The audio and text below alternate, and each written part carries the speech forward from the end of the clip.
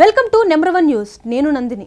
సోమవారం రాత్రి మరణించిన ప్రముఖ క్రైస్తవ సువార్థికుడు ప్రవీణ్ కుమార్ పగడాల మరణంపై 2 తెలుగు రాష్ట్రాలలో అనుమానాలు వ్యక్తమవుతున్నాయి. ప్రవీణ్ రోడ్డు ప్రమాదంలో మరణించారా లేక ఎవరైనా హత్య చేశారా? హత్యే అయితే ఎవరు చేశారు? ఎందుకు చేశారు? అసలు వారికి ప్రవీణ్కి మధ్య ఉన్న వివాదాలేంటి? హత్యకు దారితీసిన కారణాలేంటి? ఇటువంటి ప్రశ్నలు అటు పోలీసులను ఇటు ఆయన అనుచర బంధు వర్గాలను వేధిస్తున్నాయి. పాస్టర్ ప్రవీణ్ కుమార్ హత్యకు గురయ్యారా, రోడ్డు ప్రమాదంలో మరణించారా అనేది ఇంతవరకు స్పష్టం కాలేదు. సికింద్రాబాద్లో నివాసం ఉండే ప్రవీణ్ కుమార్ తూర్పుగోదావరి జిల్లా చాగళ్లలో జరిగే సువార్త క్రైస్తవ సభలకు హాజరయ్యేందుకు సోమవారం హైదరాబాద్ నుంచి తన బుల్లెట్ వాహనంపై బయలుదేరారు. అయితే మంగళవారం ఉదయం రాజమండ్రి సమీపంలోని కొంతమూరు వద్ద రోడ్డు పక్కన విగతజీవిగా పడి ఉన్న ప్రవీణ్ కుమార్ను కానిస్టేబుల్ ఒకరు చూశారు. తొలుత ఇది రోడ్డు ప్రమాదంగా భావించారు. అయితే ప్రవీణ్ కుటుంబ సభ్యులు, ఇతర క్రైస్తవ సంఘాలు ప్రవీణ్ మృతిపై అనుమానాలు వ్యక్తం చేయడంతో అనుమానాస్పద మృతి అని కేసు నమోదు చేశారు. ప్రవీణ్ పగడాల అనుమానాస్పద మృతి నేపథ్యంలో బుధవారం రాజమహేంద్రవరం ప్రభుత్వ ఆసుపత్రి వద్ద రోజంతా ఉద్రిక్త వాతావరణం నెలకొంది. తూర్పుగోదావరి జిల్లాకు చెందిన క్రైస్తవ సంఘాల నాయకులు, ప్రవీణ్ అనుచరులతో పాటు తెలంగాణలోని అనేక ప్రాంతాలకు చెందిన క్రైస్తవ ప్రముఖులు ఆసుపత్రి వద్దకు చేరుకున్నారు. ప్రవీణ్ కుమార్ ప్రమాదవశాత్తు చనిపోలేదని, ఆయన హత్యకు గురయ్యారని పేర్కొంటూ నిరసన వ్యక్తం చేశారు. మరోవైపు ప్రవీణ్ మృతదేహానికి అధికారులు పంచనామా నిర్వహించి పోస్టుమార్టం పూర్తి చేశారు. పోస్టుమార్టం పూర్తయిన తర్వాత బందోబస్తు మధ్య మృతదేహాన్ని అంబులెన్స్లో హైదరాబాద్కు తరలించారు.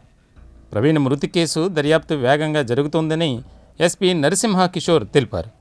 అక్కడ ఏదైతే సంఘటనా స్థలం ఉందో దానికి ఇమీడియట్గా ఫింగర్ ప్రింట్స్ కానీ, డాగ్ స్క్వాడ్ కానీ, క్లూస్ టీమ్ కానీ everybody Hess gone there.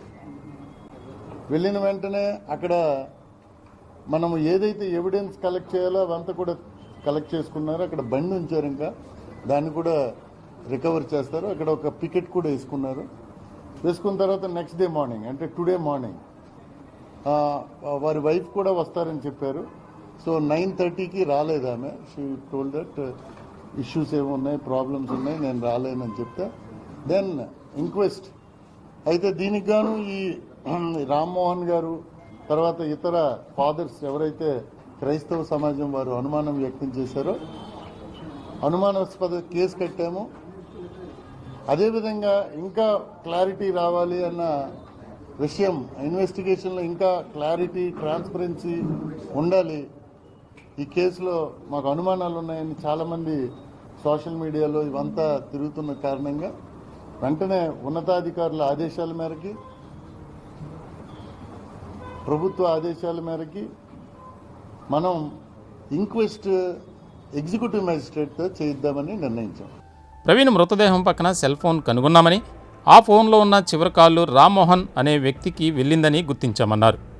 రామ్మోహన్కు call చేయగా ఆయన తన భార్యతో కలిసి సంఘటనా స్థలానికి వచ్చి మృతి చెందింది ప్రవీణ్ కుమార్ అని గుర్తించారని ఎస్పీ తెలిపారు. వెంటనే హైదరాబాద్లోని ప్రవీణ్ కుటుంబ సభ్యులకు సమాచారం ఇచ్చామని, ప్రవీణ్ బావమరిది ఫిర్యాదు మేరకు ప్రస్తుతం అనుమానాస్పద మృతిగా కేసు నమోదు చేశామన్నారు. కొవ్వూరు డీఎస్పీ దేవకుమార్ ఆధ్వర్యంలో 5 ప్రత్యేక బృందాలు రంగంలోకి దిగి దర్యాప్తు చేస్తున్నారని చెప్పారు. ప్రమాదం జరిగిన ప్రాంతంలోని వీడియో కెమెరాల్లో నమోదైన సీసీ ఫుటేజ్ ప్రకారం హైదరాబాద్ నుంచి బుల్లెట్పై వస్తున్న పాస్టర్ ప్రవీణ్ సోమవారం రాత్రి 11:31 తూర్పుగోదావరి జిల్లా కొవ్వూరు టోల్ గేట్ దాటారు. తర్వాత 11:42 బుల్లెట్ నయారా పెట్రోల్ బంక్ వద్దకు చేరుకుంది. సరిగ్గా బంకుకు ఎదురుగా రోడ్డుపై నుంచి ఎడమవైపు గట్టు కిందకు ప్రవీణ్ బుల్లెట్తో సహా పడిపోయారు. ఈ 2 సమయాల మధ్య ఉన్న 11 నిమిషాల సమయంలోనే ఏదైనా జరిగి ఉంటుందని ఎస్పీ చెప్పారు. ఈ 11 నిమిషాల సమయంలో ప్రవీణ్ కుమార్ బుల్లెట్ వాహనాన్ని 5 వెహికల్స్ క్రాస్ చేశాయని ఎస్పీ చెప్పారు.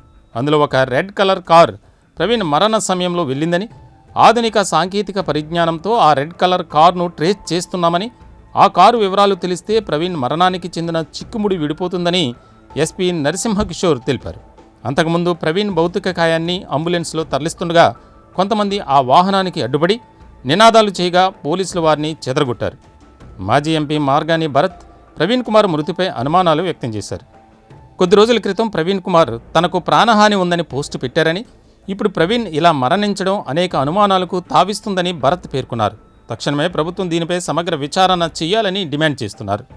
వారందరూ కూడా చెప్పే అంశం ఏంటంటే, ఒక వారం రోజుల క్రితము ఆయన సోషల్ మీడియా వేదికగా పోస్ట్ పెట్టారు. నాకు ప్రాణహాని ఉంది, నన్ను చంపుతారని బెదిరిస్తున్నారని చెప్పేసి ఆయన చెప్పిన సందర్భాలు మరి ఇక్కడ ఉన్న వాళ్ళందరూ కూడా చెప్తా ఉన్నారు.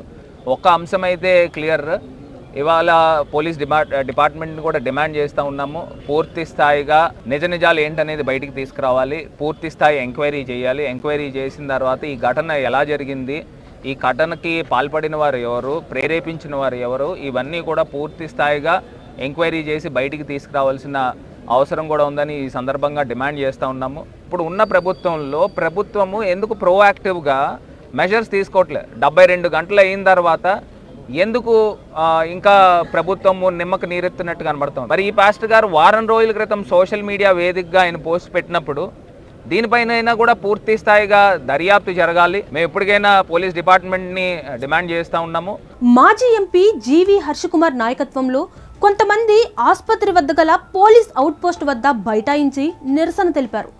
ప్రజాశాంతి పార్టీ వ్యవస్థాపకుడు కేఏ పాల్ పోస్ట్ మార్టం జరుగుతున్న మార్చరీ గది లోపలకు వెళ్లటానికి ప్రయత్నించగా పోలీసులు అడ్డుకున్నారు. ప్రభుత్వ ఆసుపత్రి వద్ద కేఏ పాల్ మాట్లాడుతూ ప్రవీణ్ కుమార్ మృతి ప్రమాదం కాదని, ఎక్కడో చంపేసి మృతదేహాన్ని ఇక్కడ పడేశారని ఆరోపించారు. దీనిపై సమగ్ర విచారణ నిర్వహించాలని ఆయన డిమాండ్ చేశారు. ఉప ముఖ్యమంత్రి పవన్ కళ్యాణ్ రెచ్చగొట్టే వ్యాఖ్యలు చేస్తున్నారని, వాటిని మానుకోవాలని కేఏ పాల్ విజ్ఞప్తి చేశారు. ప్రవీణ్ కుమార్ మృతదేహానికి డాక్టర్లు 2.5 గంటల పాటు పోస్టుమార్టం నిర్వహించారు. ఆ సమయంలో ప్రముఖ వ్యక్తిత్వ వికాస నిపుణుడు బ్రదర్ షఫీ ప్రభుత్వ ఆసుపత్రి వద్దకు చేరుకొని ఆందోళన చేస్తున్న వారికి మద్దతు పలికారు.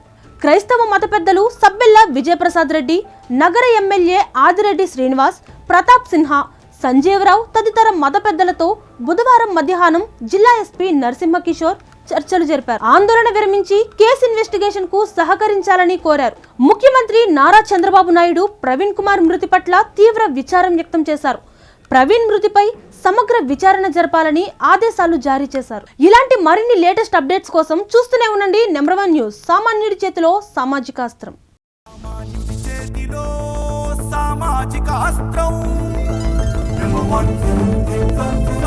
Number one.